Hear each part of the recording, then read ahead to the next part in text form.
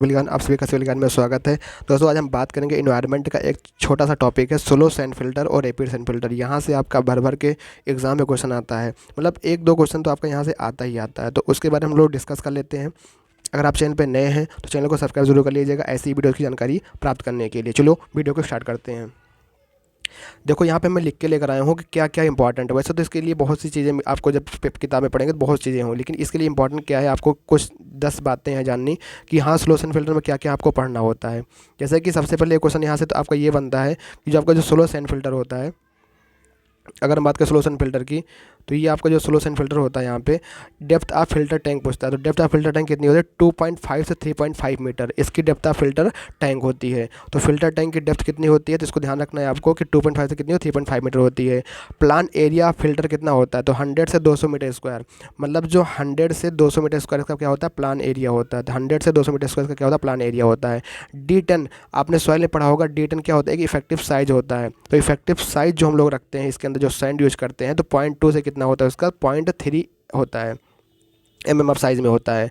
Coefficient of, चौथा point आपका coefficient of uniformity, जिसको हम लोग कहते हैं सी यू क्या होता है? वो होता है D60/D10, जिसको हम लोग कहते हैं कोफिशिएंट ऑफ यूनिफॉर्मिटी। इसकी वैल्यू कितनी होती है? तो 3 से कितनी होती है? 3 से 5 होती है। इसको भी आपको ध्यान रखना, 3 से 5 होती है। डिजाइन पीरियड, कितने साल के लिए हम लोग सोल्यूशन फिल्टर को डिजाइन करते हैं? तो इसको कितने साल के डिजाइन करते हैं? आपके 10 साल के लिए इसको हम लोग डिजाइन करते हैं, 10 साल के लिए। फिर आता है डेप्थ ऑफ सैंड।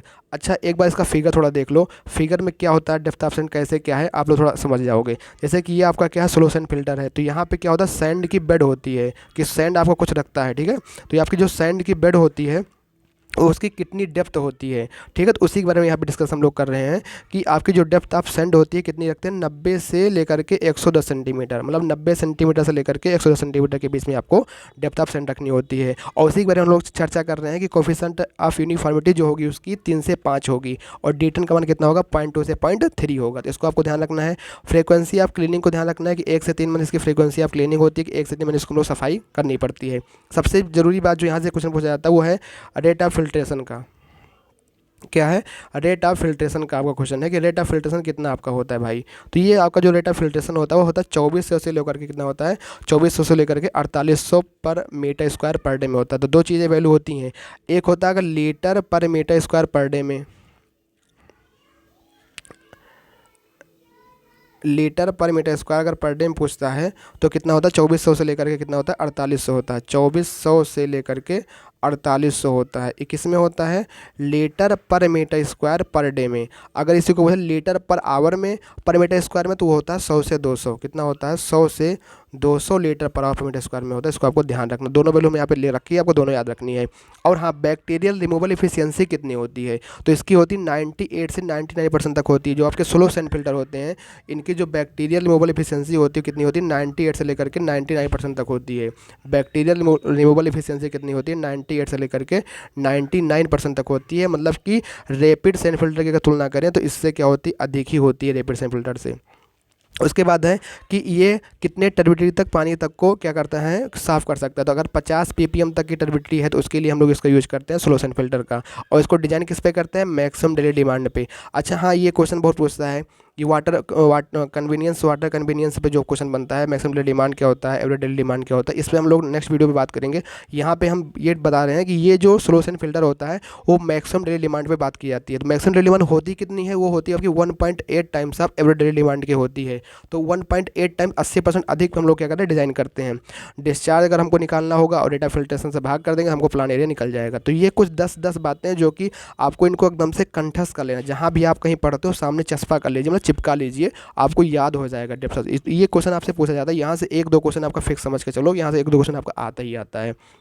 आगे बात करते हैं। फिर यहाँ पे अगर हम बात करें रैपिड सैंड फिल्टर की, तो ये देख लो थोड़ा इस डायग्राम है, यहाँ से आपका रा वाटर इनलेट होता है, और जो इसी सैंड सोल्यूशन फिल्टर में आपका जो स्मूटेज क्या कहते हैं इसको, स्मूटेज डेक जो आपकी लेयर बनती है इसी में बनती है, ठीक है। फिर उसके बाद आपका यहाँ पे सपोर्ट ग्रेवल के रूप में यहाँ होता है, बैक फिलिंग यहाँ से हम लोग करते हैं। फिर आपका टेटर वाटर हिस्सा निकल करके यहाँ से हमारा जो है अपना सप्लाई किया जाता है पानी को। तो ये आपका सैंड बेड की डेप्थ है, उसके बारे में हम लोग चर्चा करते हैं।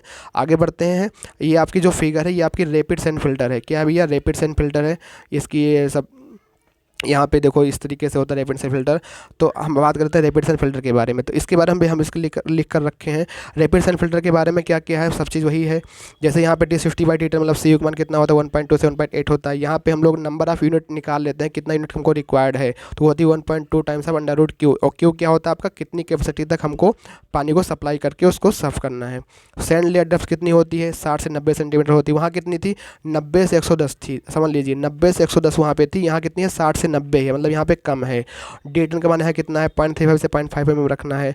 डेप्थ ऑफ टैंक कितना होगा, सेम वैसे स्लो सैंड फिल्टर के 2.5 से 3.5 रखेंगे। एरिया यहाँ क्या होता है, 10 से 80 मीटर स्क्वायर ईच यूनिट। मतलब ईच यूनिट देखो, ये जो ईच यूनिट है, एक यूनिट, जैसे एक यूनिट ये है, एक यूनिट ये है, एक यूनिट ये है, तो इसका एक ईच यूनिट का कितना होता है, 10 से 80 मीटर स्क्वायर होता है। जैसे एक यूनिट यहाँ पे है, एक यूनिट यहाँ पे है, अलग अलग इसका जो होता है वो कितना आपका होता है, ये होता है आपका कितना भाई साहब, यहाँ पे 10 से 80 होता है। फिर रेट ऑफ वॉशिंग की बात करें, जो हम लोग किस रेट से, क्योंकि देखो जैसे यहाँ पे सोल्यूशन फिल्टर में क्या होता है, क्लीनिंग कर देते हैं हम लोग, क्या करते हैं यहाँ पे क्लीनिंग करते हैं। 1 से 3 महीने बाद जो ऊपर की लेयर होती है उसको हम लोग, जो यहाँ बन जाती है उसको हम लोग स्क्रैप करके निकाल देते हैं। लेकिन रैपिड सेंट फिल्टर में भाई साहब क्या होता है, वॉशिंग एक होता है, यहाँ हम लोग क्या करना पड़ता है, उसको बैक वॉशिंग करना पड़ता है। इसको हम लोग कहते हैं बैक वॉशिंग। क्या कहते हैं, बैक वॉशिंग कहते हैं। मतलब पानी को जो है वापस भेजा जाता है, 30 मिनट का टाइम होता है, और उसको किस रेट से वो पानी जाता है, तो वहीं यहाँ पे मैं लिख रखा हूँ कि वो होता है आपका 15 से आपका 10 से 90 सेंटीमीटर राइज पर मिनट का होता है। ठीक है, 15 से 90 कितना होता है, 15 से 90 सेंटीमीटर राइज पर मिनट आपका होता है। राइज पर मिनट जो होता है रेट ऑफ वॉशिंग होती है।